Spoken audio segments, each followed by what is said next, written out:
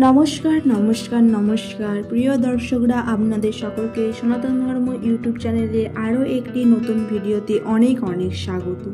আগের ভিডিওতে এস নামে নবজাতক পুত্র সন্তানের কিছু নামের তালিকা আপনাদেরকে প্রদান করেছিলাম। তো আজকের এই ভিডিও 2025 সালে আগস্ট মাস ও সেপ্টেম্বর মাসে জন্মানো কিছু সদ্যজাত কন্যা সন্তানের জন্য সুন্দর সুন্দর কতগুলি নামের তালিকা প্রদান করলাম। যদি ভিডিওটি ভালো লেগে থাকে অবশ্যই লাইক শেয়ার সাবস্ক্রাইব করে দেবেন এবং কোন নামটি পছন্দ হয়েছে অবশ্যই সেই নামটি কমেন্ট করে জানাবেন।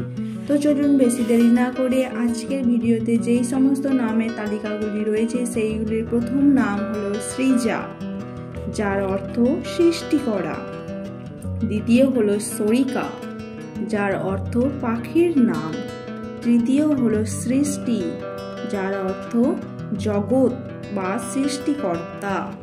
চতুর্থ হলো সানায়া, যার অর্থ গৌরব। পঞ্চম হলো সাক্ষী, যার অর্থ সাক্ষ্যদাতা। ষষ্ঠম হলো সোনা, যার অর্থ সোনার মতো মূল্যবান। সপ্তম হলো সূচি, যার অর্থ বিশুদ্ধ। অষ্টম হলো সায়না, যার অর্থ শুদ্ধতা। নবম হলো সুভিতা, যার অর্থ দেবী দুর্গা। দশম হলো সুহা, যার অর্থ শুভ্রতা বা আনন্দের আলো। একাদশ সমিধা, যার অর্থ শুদ্ধতার প্রতীক। দ্বাদশ হলো সানভি, যার অর্থ মাতা লক্ষ্মী।